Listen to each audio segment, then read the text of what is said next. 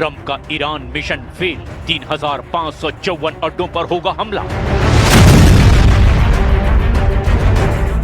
पाकिस्तान में अमेरिका और ईरान की वार्ता पूरी तरह से फेल हो चुकी है और इस्लामाबाद टॉक्स का द एंड हो चुका है। ईरान ने दो टूक अमेरिका और उसके मोहरे बने पाकिस्तान से कह दिया कि ईरान किसी भी कीमत पर ना तो स्ट्रेट ऑफ हॉर्मुज को अपने दुश्मनों के लिए खोलेगा और ना ही ईरान का यूरेनियम अमेरिका को सौंपेगा। अमेरिका के उपराष्ट्रपति जेडी वेंस, ट्रंप के विशेष दूत स्टीव विटकॉफ और ट्रंप के बेहद करीबी और दामाद जेरेड कुशनर ने इस्लामाबाद में पूरी ताकत लगा दी कि किसी तरह से ईरान को घुटनों पर ले आएं। लेकिन ईरान की तरफ से वार्ता में शामिल विदेश मंत्री अब्बास अराक्ची और ईरानी संसद के अध्यक्ष मोहम्मद बाघेर गालिबाफ ने ट्रंप की टीम को वार्ता की मेज पर पूरी तरह से रगड़ कर रख दिया। ईरान ने अमेरिका की सभी मांगों को ठुकरा दिया और ट्रंप की पूरी टीम अमेरिका वापस चली गई। इधर वार्ता फेल होने से भन्नाए ट्रंप ने ईरान में अब 3,554 ठिकानों पर भीषण हमले के आदेश दे दिए हैं। ऐसी खबरें आने लगी है।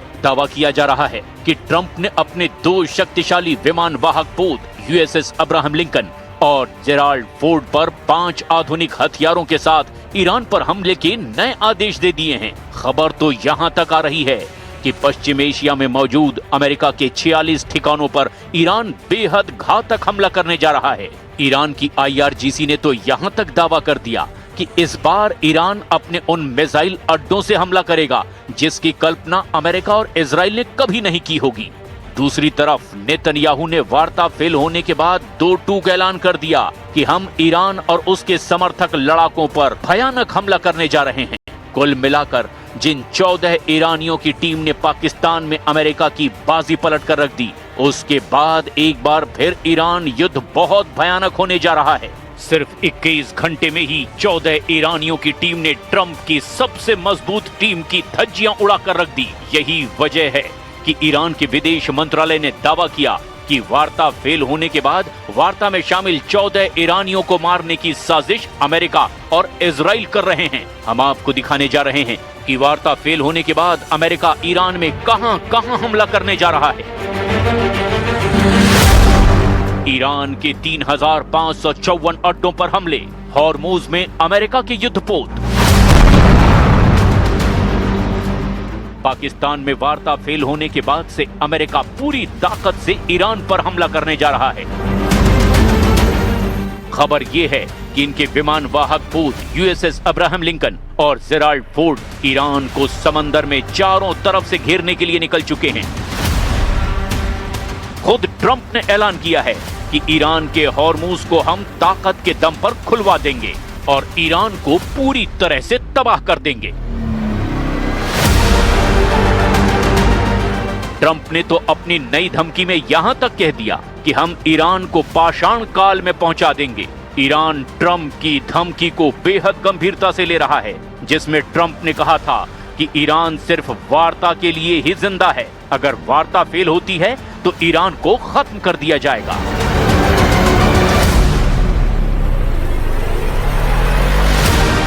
खुफिया एजेंसियों CIA, मोसाद, MI6 और IRGC के लीक हुए थ्रेट असेसमेंट में यानी कि उनके अध्ययन के आधार पर गहरा विश्लेषण और कुछ चौंकाने वाले दावे किए गए हैं। कुछ रिपोर्ट्स में दावा किया गया कि अमेरिका और इजराइल मिलकर अब ईरान के 3,554 अड्डों पर घातक हमले करेंगे।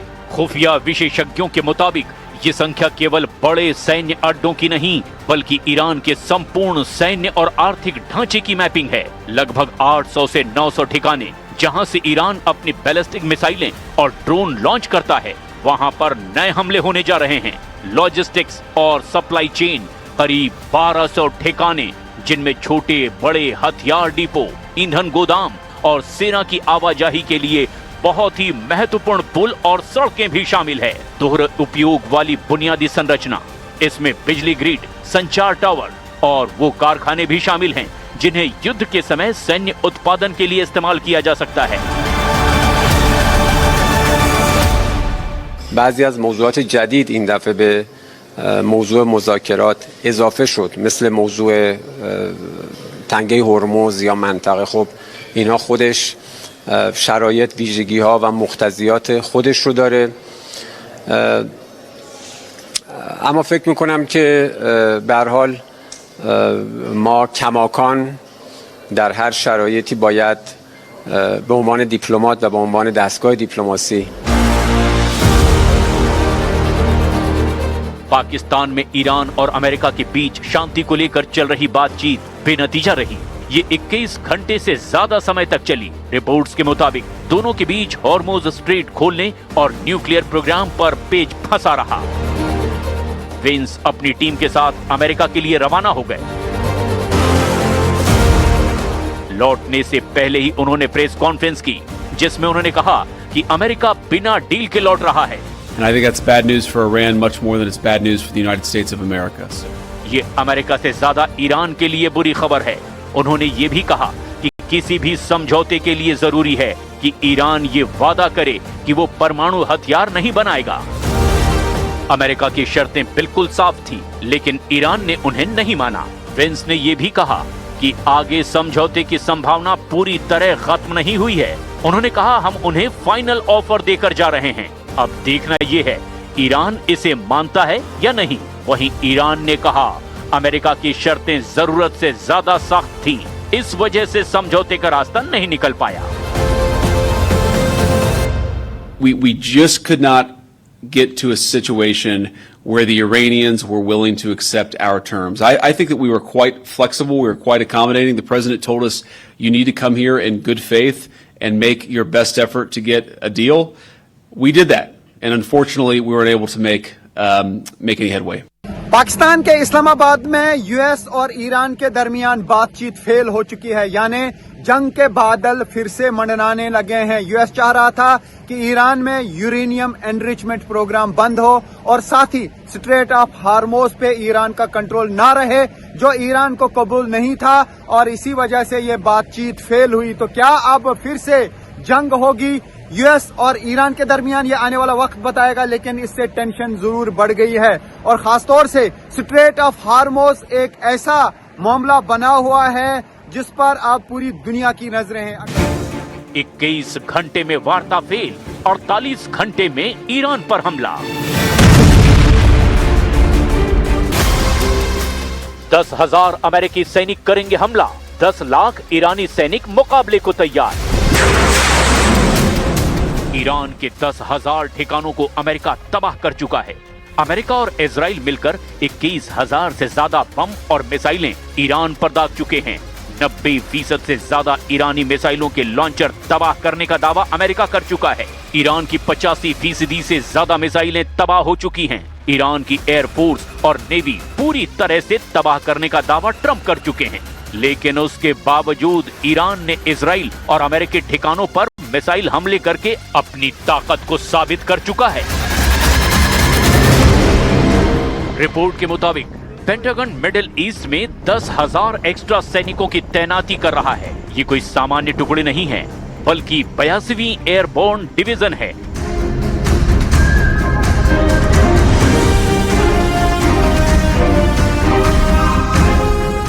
जिसमें अमेरिका की सबसे घातक रैपिड रिस्पांस टीम शामिल है। इसे कार्ग आइलैंड जैसे रणनीतिक ठिकानों पर कब्जा करने के लिए तैयार किया गया है।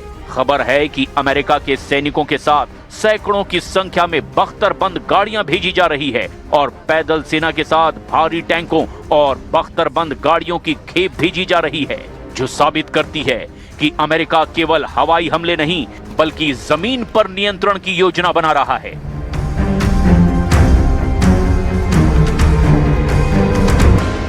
ईरान का मानना है कि यदि अमेरिका जमीनी हमला करता है तो फिर वो अपने 10 लाख से ज्यादा सैनिकों के साथ अमेरिकी सेना को शहरों में उलझा देंगे। वॉल स्ट्रीट जर्नल की रिपोर्ट के मुताबिक रक्षा विभाग के अधिकारियों ने बताया कि इस फोर्स में पैदल सेना और बख्तरबंद गाड़ियां शामिल हो सकती है।